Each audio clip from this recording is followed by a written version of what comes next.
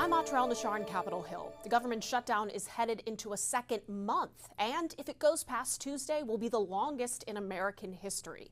President Trump losing his patience and now calls on Senate Republicans to eliminate a centuries-old rule that gives the minority party a say on most legislation. On the eve of Halloween, President Trump issuing a directive to his party that, for many, is a frightening scenario. In a pair of social media posts telling Senate Republicans to initiate the nuclear option, get rid of the filibuster, and make America great again. What you're seeing is an expression of the president's anger at the situation. The filibuster is a 60-vote threshold required to advance most legislation in the Senate. It's considered one of the last bastions of bipartisanship in Washington. If the filibuster was eliminated or a carve-out was created for this scenario, the Republican majority could pass the House Republicans' short-term budget and end the government shutdown. But Senate Republicans have to want it first. Supermajority requirement is something that makes the Senate the Senate. That was Senate Majority Leader John Thune October 12th. On Friday morning, his spokesperson said Thune's position on the importance of the filibuster has not changed. The filibuster protects. It's been a voice for the minority. It gives the minority a say in what happens in this country. The founders created the Senate uniquely that way for that specific reason. Following Trump's post, Republican Senator John Curtis of Utah says, "I'm a firm no on eliminating it." Through spokespeople, Senate Majority Whip John Barrasso, former Majority Leader Mitch McConnell, Senator Tom Tillis were among those who also rebuked the president's request. That's enough Republicans to block any attempt to touch the filibuster. There is another person other than Trump calling to nix the filibuster, but he's not a Republican. Carving it out the filibuster now would make it almost impossible to shut our government down in the future, regardless if it's the Democrats or the Republicans doing these things. This week, the Senate failed for the 14th time to pass that short-term budget, as party leaders still have not engaged in direct talks with each other. As for the House, they're scheduled to remain out of Washington all week next week for the 7th week in a row. On Capitol Hill, I'm Nashar.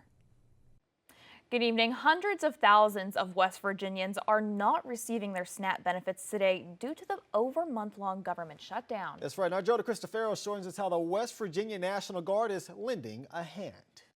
There are 2 major food banks and over 800 food pantries in West Virginia.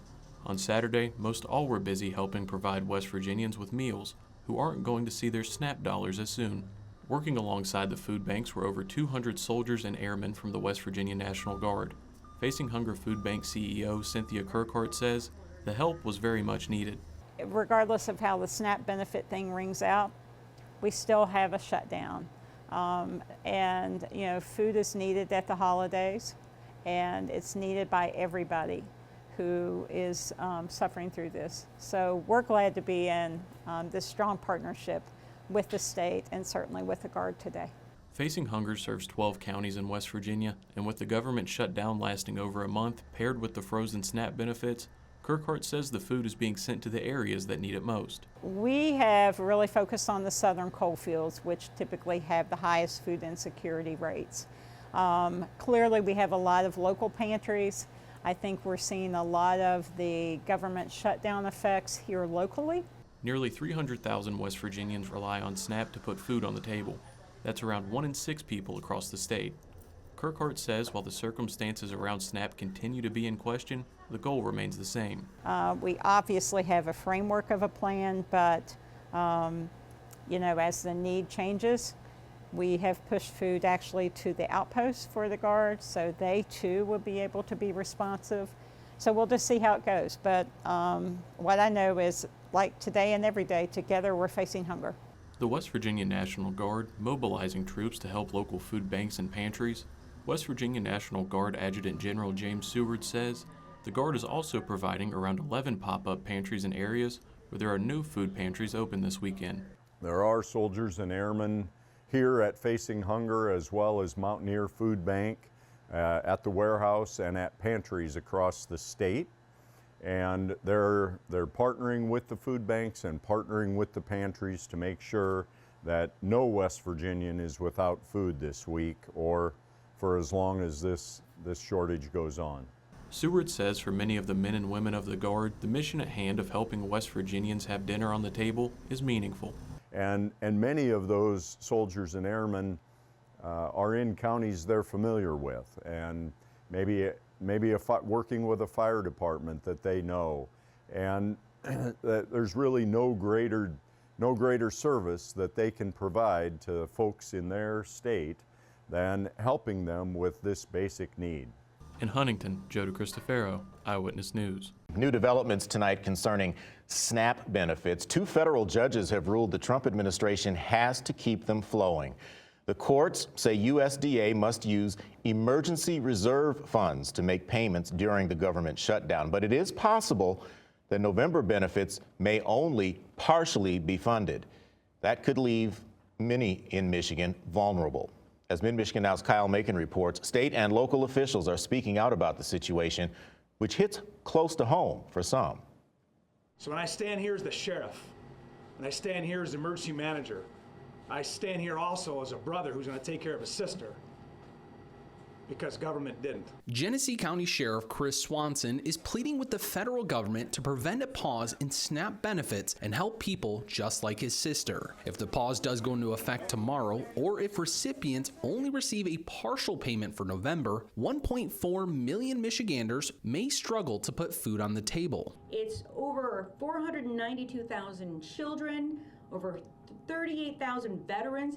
Seniors are 36% of our recipients. Nessel is among 25 other attorneys general who have filed a temporary restraining order against the U.S. Department of Agriculture. Our lawsuit demands that the Trump administration utilize the contingency emergency funds that Congress has already appropriated to ensure SNAP benefits are not interrupted. The AG says Republicans are blaming Democrats for the pause, and the USDA website even has a message indicating, quote, the well has run dry. Nessel claims that's a lie. According to legal documents filed by USDA just yesterday, approximately $5.25 billion of this fund remains available. She says the USDA could use that money in this situation. Congress has clearly spoken to provide that SNAP benefits should continue even during a government shutdown. The USDA does not have the authority to say otherwise. It appears that 2 federal judges agree in rulings handed down on Friday after Nessel's news conference. Attorney General Nessel says the court decision makes it possible for recipients to see funds reach their bridge card in 3 days. For the time being, several food pantries across mid-Michigan are lending a helping hand to those in need. In the studio, Kyle Macon, Mid-Michigan Now. And it's a battle playing out in Washington now, and it's one that's hitting home for families right here in El Paso, especially in terms of health care. More than a month into the government shutdown, the future of Medicaid funding remains uncertain. CBS 4 at 10's Mark Baugh spoke with an El Paso man who says losing health care benefits could have a devastating impact on his family. He joins us live in the studio. It's the ongoing debate between Democrats and Republicans on Capitol Hill. More than a month into the government shutdown, one El Paso resident tells me losing these benefits, especially with potentially rising rates, could impact his grandfather, who relies on federal assistance. My grandmother passed away earlier this year, but I remember she was telling me, at the end of last year, she had to go pull out loans to help cover her payments for her doctor's visits, for some of her prescriptions. El Pasoan Michael Rosales says his grandfather depends on Medicaid to help manage his Alzheimer's. Recently diagnosed and now transitioning to at-home care, Rosales worries about the financial strain his grandfather could face without federal support. Open enrollment for many health insurance providers began today. Created under the Affordable Care Act, better known as Obamacare, it's designed to give families better options for affordable health care. But with the government still shut down and Medicaid cuts underway, experts say there are concerns that premium rates will increase. Premiums are ultimately what you pay into the insurance. And so some states are seeing their premiums go up by double and triple the amount. We don't know what it looks like here in Texas. Christina Paz, CEO of Centro San Vicente, says that raising rates could make it harder for people to enroll or renew their coverage. Georgetown University reports that as of 2023, 22.7% of El Paso County, more than 190,000 people, rely on Medicaid. Some people may not be able to afford it, so they're going to choose not to go covered. Healthcare can be expensive, right? So a lot of individuals are going to choose paying their bills and putting food on their table versus getting healthcare. Open enrollment is meant to help people find or switch to more affordable plans, an annual option since Obamacare passed in 2010. But with no end to the shutdown in sight, Rosales says his grandfather is worried about what happens next and the financial impact that may be caused. Like I say, I have seen a lot of those people unfortunately struggling with those benefits and with the shutdown. So I do hope it ends soon because I know a lot more people can breathe easier. Cristina Paz says Centro San Vicente will continue providing health services to those struggling to keep their benefits. You can find more details on that over at our website, cbs4local.com. Reporting live in the studio, Mark Baugh, CBS 4 News at 10. Travel along Potter Street in East Providence during the daytime hours. Allison, Mario.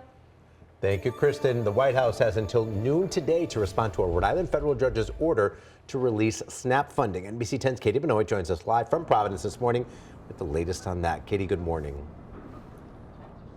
Good morning, Mario. Thousands in southern New England did not receive their regular SNAP benefits over the weekend, and local leaders say enough is enough. Now today, Providence Mayor Brett Smiley and Central Falls Mayor Maria Rivera are speaking about the federal ruling.